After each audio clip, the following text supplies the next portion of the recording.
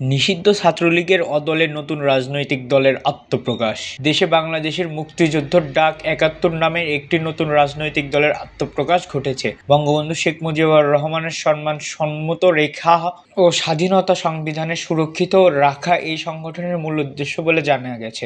গাজীপুরের মহানগরের টঙ্গী এলাকা থেকে সাবেক ছাত্রলীগ আল রিয়াদ আদনান অন্তরের নেতৃত্বে এই সংগঠনের যাত্রা শুরু হয়। শনিবার ১৬ নভেম্বর রাজধানীর ঢাকা উত্তরার একটি রেস্টুরেন্টে গোপনীয়তার সঙ্গে সংগঠনের আত্মপ্রকাশ ঘটে। ওই অনুষ্ঠানের কয়েকটি ছবি ও সংগঠনের ঘোষণাপত্র সহ বিভিন্ন তথ্য কালের কণ্ঠের হাতে এসেছে। বাংলাদেশের মুক্তির ডাক ৭১ সংগঠনটি ঘোষণাপত্রের লক্ষ্য বিশ্লেষণ করে দেখা গেছে এটি আওয়ামী লীগ নিষিদ্ধ ছাত্র সংগঠনের আবরণে কাজ শুরু করতে যাচ্ছে। সংগঠনের মূল লক্ষ্য হিসাবে বলা যাচ্ছে বাংলাদেশের স্বাধীনতা, সংবিধান, জাতীয় পতাকা ও জাতীয় সঙ্গীত, মুক্তিযুদ্ধের ইতিহাস সুরক্ষিত রাখা, মুজিববাদ প্রতিষ্ঠার মাধ্যমে স্বাধীনতার মহান স্থপতি জাতির জনক বঙ্গবন্ধু শেখ মুজিবুর রহমান সম্মানকে সম্মত রাখা। বাংলাদেশের মুক্তির ডাক ৭১ সংগঠনটির চেয়ারম্যান হিসেবে দায়িত্ব নিয়েছেন আল রিয়াদ আদনান অন্তর। আত্মপ্রকাশ অনুষ্ঠানে ঘোষণা অনুযায়ী সংগঠনের মহাসচিব খলিলুল্লাহ গাজী ও মুখপাত্র হিসেবে কাজ করেন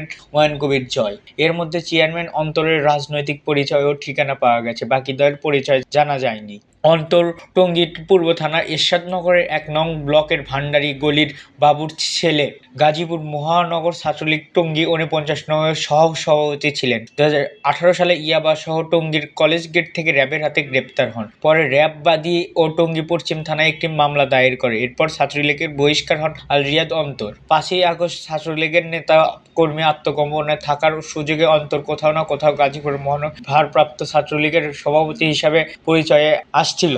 মুক্তিযোদ্ধার চেতনা ও স্বাধীনতা প্রকৃত মূল্যবোধ পুনরুদ্ধার, অন্যায়ের বিরুদ্ধে সোচ্চার ও স্বাধীনতা বিরোধী হতে প্রতিরোধ করার নতুন একটি সংগঠন মূল উদ্দেশ্য বলে জানিয়েছেন আল রিয়াদ অন্তর। তিনি জানান, শুধু রাজনৈতিক কার্যক্রম নয়, বরং সামাজিক উন্নয়ন ও মানবিক কাজের মাধ্যমে একটি উন্নয়ন দেশের গড়ে তোলার জন্য কাজ করে সংগঠনটি। শীঘ্রই মাঠ পর্যায়ে কার্যক্রম শুরু হবে বলে জানান। বাংলাদেশ মুক্তির ডাক ও ঘোষণাপত্র।